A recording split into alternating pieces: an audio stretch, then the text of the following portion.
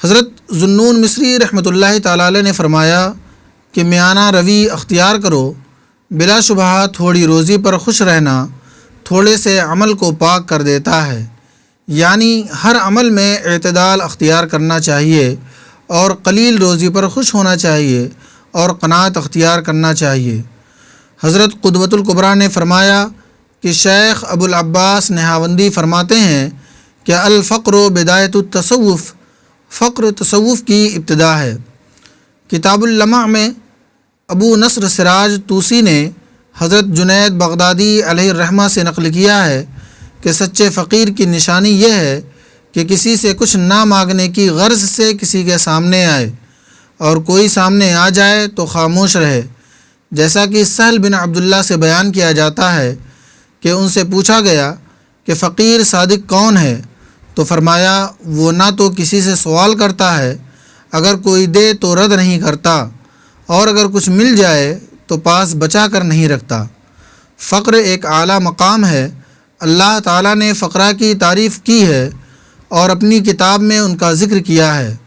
فرمایا للفقراء الذین احصروا فی سبیل اللہ، صدقات ان فقراء کے لیے ہے جو اللہ کی راہ میں روک دیے گئے ہوں۔ سورہ بقرہ آیت نمبر 273۔ رسول اللہ صلی اللہ علیہ وسلم نے فرمایا مومن بندے کو فقر اس عمدہ لگام سے بھی زیادہ زینت بخشتا ہے جو گھوڑے کے رخسار پر ہوتی ہے۔ خدام یہ وہ حضرات ہیں جو فقیروں اور طالبان حق کی خدمت میں مصروف رہتے ہیں، جیسا کہ حضرت داؤد علیہ السلام کو اللہ تعالیٰ کی طرف سے ارشاد ہوا کہ یا داؤد اذا رأیت لی طالبا فقل لہ خادما، اے داؤد جب تم میرے کسی طالب کو دیکھو تو اس کے لیے خادم بن جاؤ۔ یہ حضرات اپنا تمام وقت ادائے فرائض کے بعد حضرات صوفیہ کی خدمت میں ان کی آسودگی خاطر کے لیے صرف کرتے ہیں اور ان کے لیے امور معاش کے اہتمام میں مصروف رہتے ہیں، اور اپنے استعداد کے مطابق تعاون بھی کرتے ہیں۔ اس خدمت کو نوافل اور عبادتوں سے مقدم سمجھتے ہیں۔ ان حضرات کی ضروریات کی فراہمی میں ایسے ہر طریقہ کو اختیار کرتے ہیں جو مذموم نہ ہو۔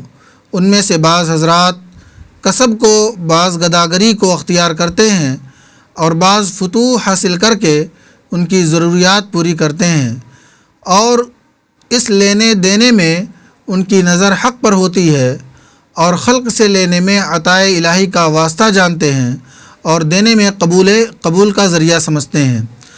حضرت قدوۃ الکبریٰ نے فرمایا، تقریباً آپ کے الفاظ یہ تھے کہ حضرت شیخ ابو اسحاق بن شہریار گازرونی فقراء ہی کی خدمت سے اس بلند مرتبہ پر پہنچے تھے اور مقصود اعلیٰ کو حاصل کیا تھا۔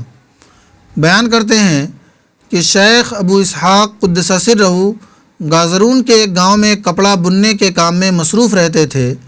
شیخ ابو علی حسین محمد بن محمد فیروز آبادی جو اصحاب توحید کے پیشوا اور مقتدائے ارباب تفرید سے گزرے ہیں، وہ ولایت اور تصرف والے بزرگ تھے۔ سفر کی حالت میں تھے، اتفاقاً ان کا گزر اس گاؤں میں ہوا جہاں پر شیخ ابو اسحاق کو انہوں نے تانے بانے کی درستگی میں مشغول پایا۔ جیسے ہی ابو علی کی نظر شیخ ابو اسحاق پر پڑی تو اپنے نور ولایت سے ان کو حاصل ہونے والے مراتب کی حقیقت کو پہنچ گئے، اور ان کو معلوم ہو گیا کہ نساج اپنے زمانے کا قدوۃ الاولیاء اور زبدۃ الاصفیاء ہوگا۔ آپ نے شیخ ابو اسحاق سے فرمایا، آؤ میرے مرید ہو جاؤ۔ شیخ ابو اسحاق نے کہا کہ میں مریدی کے آداب اور طریقوں سے واقف نہیں ہوں۔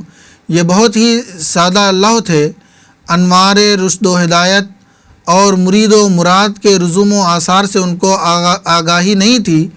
حضرت شیخ ابو علی نے فرمایا کہ ان الذین یبایعونک انما یبایعون اللہ، پارہ نمبر 29 سورہ فتح، وہ جو تمہاری بیعت کرتے ہیں وہ تو اللہ ہی کی بیعت کرتے ہیں، کہ ارشاد کے مطابق اپنا ہاتھ میرے ہاتھ میں دو اور کہو کہ میں آپ کا مرید ہو گیا۔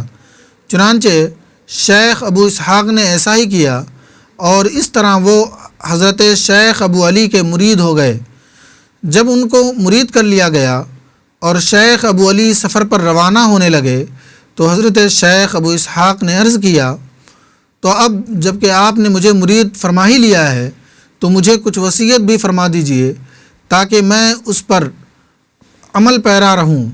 آپ نے فرمایا، فی الوقت تمہارے لیے میری یہی وصیت ہے کہ فرائض کے ادا کرنے کا پورا خیال رکھو اور جو کچھ کھاؤ اس میں سے کچھ فقراء کا حصہ مقرر کر دو اور ان کی مہمانی میں صرف کرو۔ انہوں نے اس بات کو قبول کر لیا اور وہ پیر کے اشارے پر عمل کرنے لگے اور اپنی خوراک کا کچھ حصہ فقیروں کی خدمت میں پیش کر دیا کرتے تھے۔ ایک دن اتفاق سے 3 بزرگ جو صاحب تصرف تھے ان کے گاؤں میں تشریف لائے۔ شیخ ابو اسحاق ان حضرات کے لیے آش جو پکانے لگے۔ کھانا بھی تیار نہیں ہوا تھا کہ تینوں درویش ان کے گاؤں سے روانہ ہو گئے۔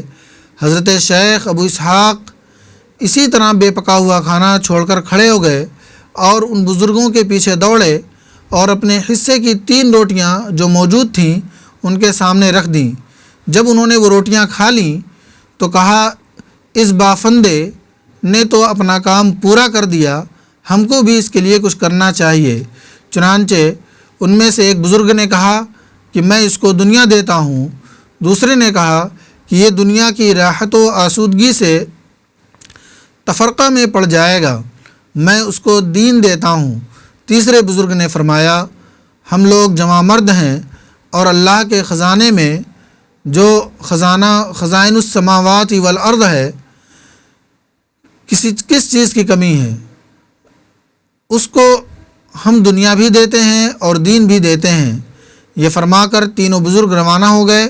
حق تعالیٰ نے ان بزرگوں کی پاک انفاس کی برکتوں سے دین کی منزل میں آپ کو ایسے بلند مرتبہ پر پہنچایا کہ شیخ ابو اسحاق بہت سے اکابر کے پیشوا بن گئے اور دنیا کے معاملات و اسباب میں آپ کی حیثیت یہ ہوئی کہ ان کے مزار متبرکہ پر 500 دینار کا لنگر فقراء کو کھلایا جاتا ہے۔ حضرت قدوۃ الکبریٰ فرماتے ہیں، شیخ ابو علی فارمدی جو پیشوائے اولیاء تھے اور علماء زمانہ تھے، جب تحصیل علوم سے فارغ ہوئے تو منزل تصوف و طریقت کے راستے پر قدم رکھا اور اس مقصد کے حصول کے لیے شیخ ابو القاسم گرگانی قدس سرہ کی خدمت میں پہنچے اور آپ ان کی خدمت میں مصروف رہنے لگے۔ ایک روز امام کے استاذ غسل خانے میں تشریف لے گئے تھے۔ امام کہتے ہیں کہ میں تنہا ہو گیا اور غسل خانہ میں پانی کے چند ڈول ڈال دیے۔ جب استاذ ابو القاسم غسل خانہ میں تشریف لائے اور غسل سے فارغ ہو کر نماز ادا کر لی تو فرمایا کہ غسل خانے میں پانی کس نے ڈالا تھا؟ میں نے اپنے دل میں کہا شاید مجھ سے کوئی بے ادبی ہو گئی ہے، اس وجہ سے میں خاموش رہا۔ انہوں نے معلوم کیا تو میں نے عرض کیا کہ میں نے پانی ڈالا۔ یہ سن کر استاذ نے فرمایا کہ اے ابو علی، جو کچھ ابو القاسم نے 70 سال کی محنت و ریاضت کے بعد پایا، تم نے وہ 1 ڈول پانی ڈال کر حاصل کر لیا۔ حضرت قدوۃ الکبریٰ نے فرمایا، کسی شخص نے مجھ پر اس قدر احسان نہیں کیا ہے جیسا نور العین نے میری خدمت کر کے مجھے اپنا گرویدہ بنا لیا ہے۔ انہوں نے 20 سال تک میرے وضو کا پانی چھپا کر پیا ہے۔ میں نے اللہ تعالیٰ سے دعا کیا ہے کہ اس آب حیات کے آثار اور اس کے برکات ہمیشہ ہمیش تک ان سے اور ان کی اولاد سے کبھی بھی نہ جائیں، اور رسول اللہ صلی اللہ علیہ وسلم کے صدقے درجات میں روز بروز ترقی ہو۔ عباد یہ وہ لوگ ہیں جو ہمیشہ وظائف، عبادت اور طرح طرح کی نوافل کی ادائیگی میں مصروف رہتے ہیں، لیکن ان کا مقصد اس سے ثواب اخروی کا حصول ہوتا ہے۔ یہ وصف صوفی میں بھی موجود ہوتا ہے، لیکن وہ علل و اغراض سے پاک ہوتا ہے، اور یہ حضرات صوفیاء حق کی طرح بندگی اور عبادت محض حق کے لیے کرتے ہیں، وہ ثواب اخروی کے حصول کے لیے عبادت نہیں کرتے۔ اور عباد و زہاد میں فرق یہ ہے کہ ان سے رغبت دنیا کے باوجود بھی عبادت کی صورت ممکن ہے، اور عباد و فقراء میں فرق یہ ہے کہ غنا کے باوجود وہ عابد ہو۔ اللہ تعالی ہمیں اور آپ کو تعلیمات صوفیہ پر عمل کرنے کی توفیق عطا فرمائے۔ السلام علیکم۔